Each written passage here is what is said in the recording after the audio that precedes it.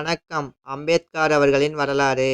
இவர் இந்தியாவிலுள்ள மத்திய பிரதேசத்தில் 1891ஆம் ஆண்டு ஏப்ரல் 14 அன்று ராம்ஜி மாலோஜி சக்பால் மற்றும் பீமாபாய் என்பவர்களுக்கு 14வது குழந்தையாக பிறந்தார். இவரின் தந்தை பிரித்தானிய இந்திய இராணுவத்தில் பணிபுரிந்து வந்தார். இவர் டாக்டர் பீமாராவ் அம்பேத்கர் எனவும் அழைக்கப்பட்டார். இவர் தந்தை ராம்ஜி சக்பால் 1894ஆம் ஆண்டு ஓய்வு பெற்றார். 2 ஆண்டுகளுக்கு பிறகு இவரது குடும்பம் பம்பாய் மாகாணத்தில் உள்ள சதாராவிற்கு குடிபெயர்ந்தது. அதன்பின் இவரின் தாயார் சிறிது காலத்திலே இறந்துவிட்டார். இவரை தன் தந்தை வழி அத்தை வளர்த்து வந்தார்.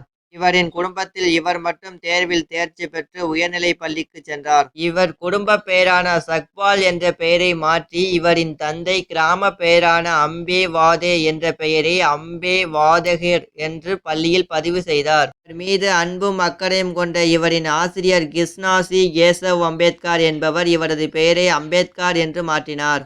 தனது உயர்நிலை பள்ளி படிப்பை எல்பி சூடான் உயர்நிலை பள்ளியில் முடித்தார். 1912ஆம் ஆண்டு இவர் பம்பாய் பல்கலைக்கழகத்தில் பொருளாதாரம் மற்றும் அரசியல் அறிவியல் பட்டம் பெற்றார். 1913 அன்று இவரது தந்தை இறந்துவிட்டார். 1915இல் பொருளாதாரம் மற்றும் சமூகவியல், வரலாறு, தத்துவம் மற்றும் மானுடவியல் ஆகிய பாடங்களில் முதுகலை பட்டம் பெற்றார். பண்டைய இந்திய வர்த்தகம் என்ற தலைப்பில் ஆய்வறிக்கையை சமர்ப்பித்தார். 1916இல் இந்தியாவின் தேசிய ஈவுத்தொகை ஒரு வரலாறு மற்றும் பகுப்பாய்வு என்ற தலைப்பில் தனது 2வது முதுகலை ஆய்வறிக்கையை சமர்ப்பித்தார். 1916ஆம் ஆண்டு சட்டப்பிரிவில் சேர்ந்தார். அதே நேரத்தில் லண்டன் பொருளாதார பள்ளியில் முனைவர் பட்டம் பெற ஆய்வு பணியாற்ற தொடங்கினார். 1921இல் ரூபாய் பிரச்சினை, அதன் தோற்றமும் தீர்வும் என்ற தலைப்பில் ஆய்வறிக்கையை சமர்ப்பித்து முதுகலை பட்டத்தை முடித்தார். 1923இல் பொருளாதார பட்டம் பெற்ற அம்பேத்கர் அதே ஆண்டு சட்ட அமைப்பால் வழக்கறிஞராக ஏற்கப்பட்டார். 1927இல் கொலம்பியாவில் பொருளாதாரத்தில் முனைவர் பட்டம் பெற்றார்.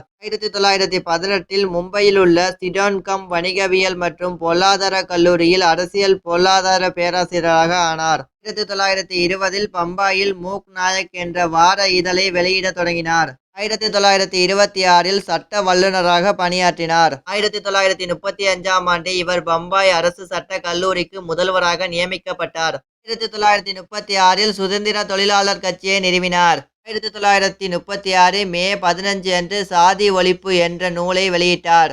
1947 ஆகஸ்ட் 15 அன்று இந்தியா சுதந்திரமடைந்தது.